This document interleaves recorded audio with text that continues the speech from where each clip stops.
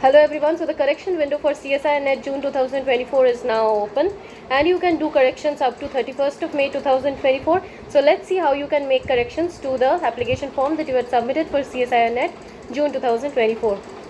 So for the correction, all you have to do is go to Google and search CSIR Net June 2024 and you get the first link where you click CSIR Net National Testing Agency NTA. And here you get a link for the click here to correction window or login. Here you can click for opening the correction window and something like this will open if you're logged in, and if you're not logged in you have to log in using your application number.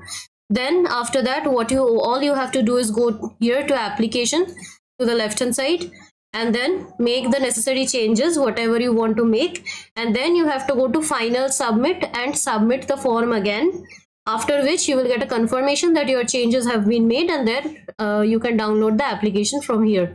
I hope this video helped. Definitely do not forget to subscribe to the channel for more information regarding CSIR Net and GATE exams.